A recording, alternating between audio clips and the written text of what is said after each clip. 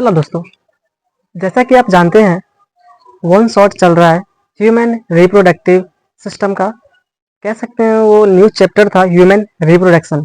तो human reproduction का one shot हम चला रहे हैं, जिसमें अभी तक हमने रिप्रोडक्टिव सिस्टम के बारे में डिस्कस शायद नहीं किए थे, बट अभी करने वाला हूँ। इस वीडियो में ह्यूमन रिप्रोडक्टिव सिस्टम के बारे में डिस्कस करूँगा। और प्रीवियस जो वीडियो था उसमें थोड़ा रिप्रोडक्शन के बारे में डिस्कस किए, उसके टाइप्स के बारे में डिस्कस किए। तो चलिए आज डिस्कस करता हूँ human reproductive system. Human reproductive system.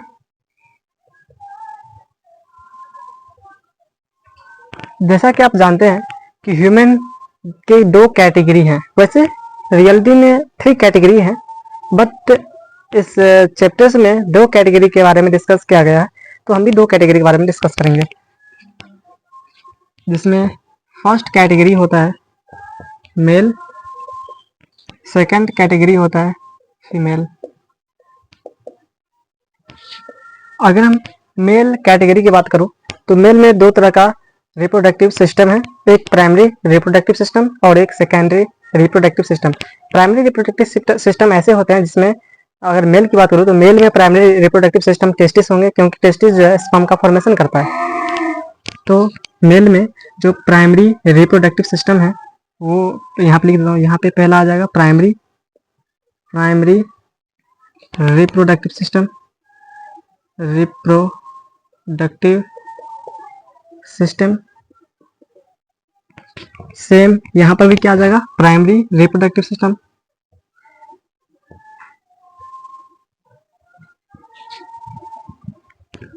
Reproductive हटा जाऊंगा कि बहुत बड़ा लैंग्वेज हो जाएगा, उतना बड़ा बोर्ड भी चाहिए। तो यहाँ पे एक प्राइमरी रिप्रोडक्टिव सिस्टम और एक आ जाएगा secondary reproductive system. Same female में भी 2 तरह का सिस्टम हो जाएंगे, प्राइमरी और सेकेंडरी। देखिए, अगर मेल की बात करो तो मेल में जो प्राइमरी रिप्रोडक्टिव सिस्टम होंगे जो है टेस्टिस, बिकॉज टेस्टिस फॉर्मेशन करता है किस चीज का, स्पर्म का। स्पर्म का ऐसे ही फीमेल में प्राइमरी रिप्रोडक्टिव सिस्टम ओवरी हो जाएंगे, ओवरी, बिकॉज ओवरी फॉर्मेशन करता है ओवम का। स्पर्म क्या है, मेल गैमेट है, मेल गैमीट है। ऐसे ही ओवम क्या है, ओवम जो है वो फीमेल गैमीट है। अब देखिए, मेल में स्पर्म बन चुका है तो स्पर्म के पास क्या है, स्पीड है। इसके पास क्या है, स्पीड है। और जब इसके पास स्पीड है ये क्या करेगा, ट्रांसफॉर्म करेगा, ट्रांसफर होगा। और कहाँ से होगा, तो पेनिस से ट्रांसफर होगा। लेकिन देखिए, पेनिस तक जाने के लिए तो भी कुछ मीडियम है ना, उस मीडियम को उस ऑर्गेन्स को क्या करना पड़ेगा, ट्रांसफर करना पड़ेगा। जिसमें सबसे पहले ऑर्गेन्स आता है ये, जो कि सेकेंडरी रिप्रोडक्टिव ऑर्गेन्स है, सेकेंडरी रिप्रोडक्टिव सिस्टम है। जिसमें फर्स्ट आता है पहले आता है रेटे टेस्टिस, फिर आता है एपीडीडाइमिस,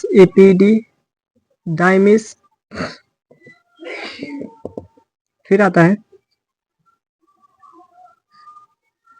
वास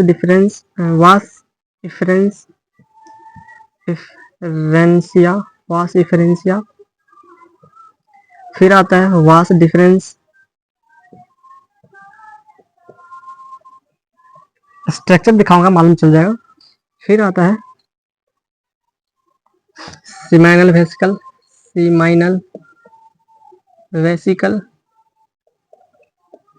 वेसिकल, फिर आता है प्रोस्टेट, उससे पहले आता है इजैकुलेटरी डक्ट,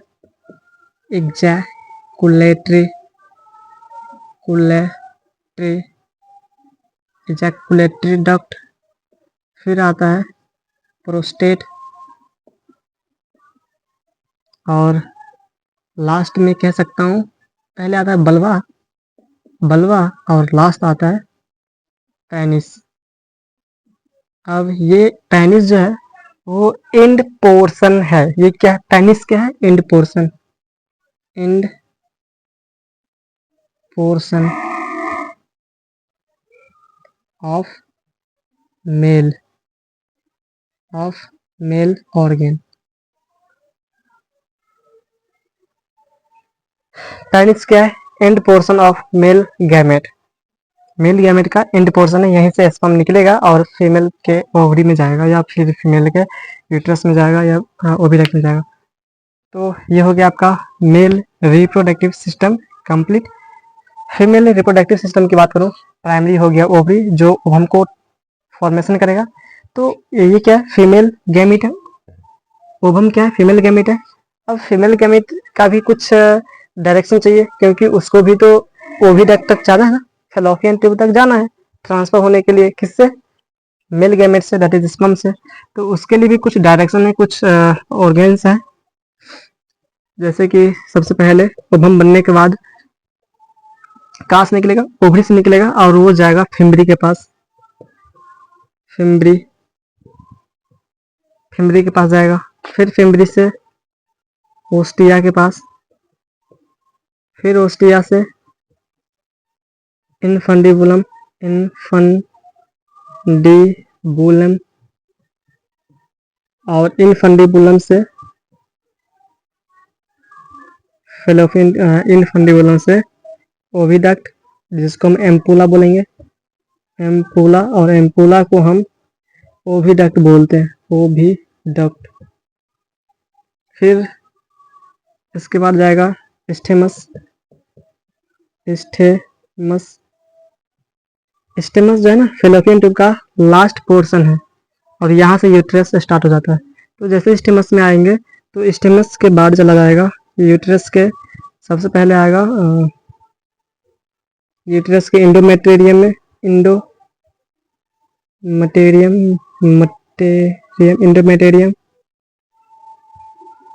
फिर जाएगा एंडोमेटेरियम के बाद आ जाएगा वेजाइना में, वेजाइना में, और फिर आ जाएगा वेजाइना से बाहर आ जाएगा यानी यूट्रस, यूटेरस से बाहर निकल जाएगा। तो ये रहा secondary reproductive organs of female. तो आज हम स्टार्ट करता हूँ male reproductive system. Male reproductive system, इसमें स्पर्म का फॉर्मेशन होगा, कैसे होगा उसके बारे में डिस्कस करता हूँ, स्ट्रक्चर के बारे में डिस्कस करता हूँ।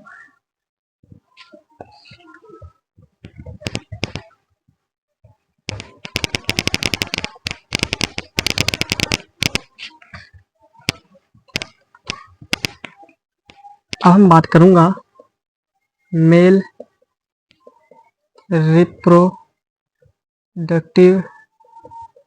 सिस्टम, जिसमें क्या आता है? टेस्टिस आता है। इसमें क्या आएगा? टेस्टिस आएगा। तो ऑब्वियसली हम किसके बारे में डिस्कस करेंगे? टेस्टिस के बारे में डिस्कस करेंगे। तो मेल रिप्रोडक्टिव सिस्टम को हटाओ और डिस्कस करो टेस्टिस के बारे में।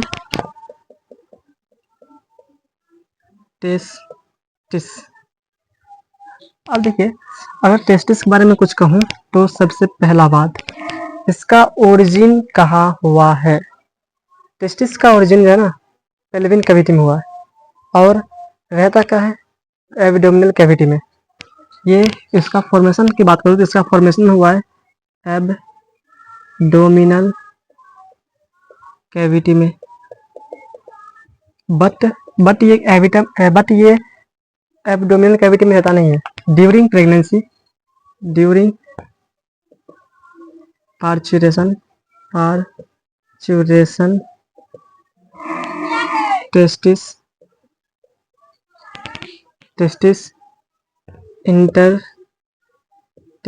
इंट्रोड्यूस इन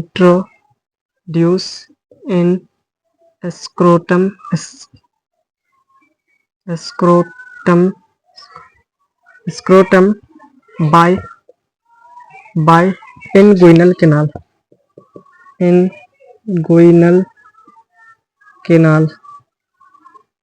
इसमें हम ये लिखा हो कि देखिए टेस्टिस का जो फॉर्मेशन है वो हुआ आपका एब्डोमिनल कैविटी में, बट टेस्टिस एब्डोमिनल कैविटी में रहता नहीं है। जैसे ही पार्चुलेशन आता है ना, जैसे ही बेबी डिलीवरी आता है, बेबी डिलीवरी का टाइम आता है, उसी टाइम में ये टेस्टिस एब्डोमिनल कैविटी को छोड़ के स्क्रोटम में चला जाता है। किसके द्वारा? इनगुइनल केनाल के द्वारा। अब ये क्यों जाता है? क्योंकि जो टेस्टिस का फंक्शन क्या है? टेस्टिस का फंक्शन है स्पर्मेटोजेनेसिस को शो करना, और स्पर्मेटोजेनेसिस को शो करना तो लिखता हूँ इन testis spermatogenesis occurs in testis spermatogenesis occurs, यानी टेस्टिस में क्या होता है? स्पर्मेटोजेनेसिस चलता है, बट स्पर्मेटोजेनेसिस कब चलेगा? Need temperature for spermatogenesis, need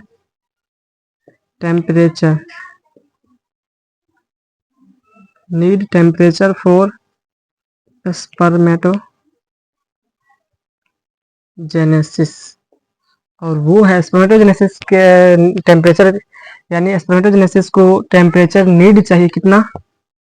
34.5 degree Celsius to 35 degree Celsius. और ये होता कहाँ है? और ये प्रेजेंट होता है कहाँ? स्क्रोटम में,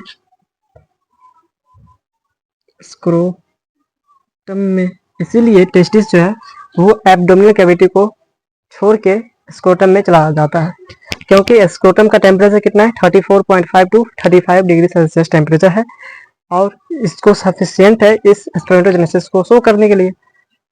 नॉर्मल बॉडी टेम्परेचर कितना होता है? नॉर्मल बॉडी टेम्परेचर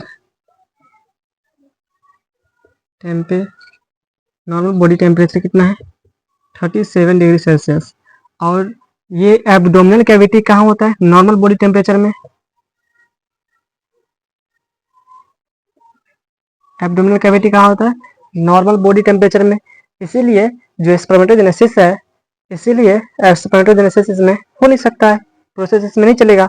तो जिसके वजह से टेस्टिस जो है एब्डोमिनल कैविटी को छोड़ के कहाँ चला जाता है? स्क्रोटम में चला जाता है। किसके द्वारा? इनगुइनल केनाल के द्वारा। इरेज करता हूँ, और बात करूंगा इसके बारे में।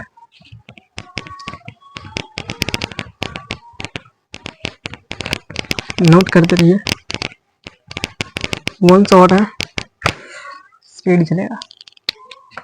फिर आता है इसका कि जो टेस्टिस है ना, इसका कलर कैसा होता है? तो टेस्टिस का कलर की बात करूं तो इसका colour red and yellow, red और पिंक होता है, रेड और पिंक होता है। टेस्टिस का कलर कैसा होता है? रेड और पिंक। इसका स्ट्रक्चर कैसा होता है? टेस्टिस का स्ट्रक्चर की बात करूं तो ये सर्कुलर होता है, सर्कुलर। शेप की बात करूं, टेस्टिस के शेप तो टेस्टिस का शेप कैसा होगा? सर्कुलर होगा, सर्कुलर। यहाँ हो गया। अब देखो हाँ,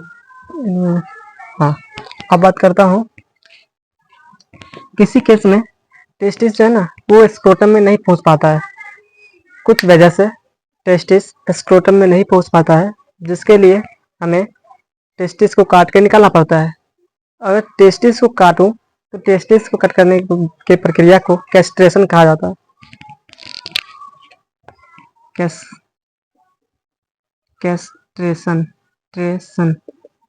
कैस्ट्रेशन की बात करूं तो it is a process in which cutting of testis, अगर टेस्टिस कट करता हूं तो उसको बोला जाता है कैस्ट्रेशन। कैस्ट्रेशन क्या होता है कि किसी कारणवश टेस्टिस है ना वो स्क्रोटम में पहुंच ही नहीं पाता है, तो जिसकी वजह से कुछ दीवार हो जाता है, उस दीवार कट करता हूँ या टेस्टिस कट करके निकाला जाता है। तो ऐसे प्रक्रिया को ऐसे प्रोसेस जिसमें टेस्टिस को कट किया जाता है तो उसे प्रोसेस का कैस्ट्रेशन कहलाता है। ऐसे प्रोसेस जिसमें टेस्टिस को कटिंग किया जाता है उसको हम कैस्ट्रेशन कहेंगे। एक होता है क्रिप्टो ऑर्किडिज्म। क्रिप्टो और कैडिज्म, क्रिप्टो और कैडिज्म, ये ऐसे प्रोसेस हैं जिसमें क्या होता है ना, प्रेस्टिज एस्क्रोटा में पहुंच ही नहीं पाता।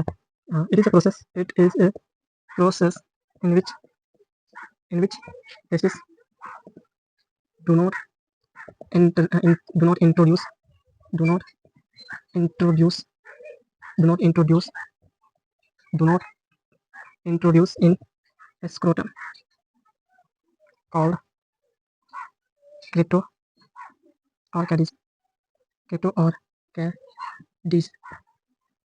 आशा करता हूँ कि अभी तक आप इस वीडियो को एंजॉय लिए होंगे, अच्छा से देखे होंगे, अच्छा से टॉपिक को डिस्कस किए होंगे, समझे होंगे।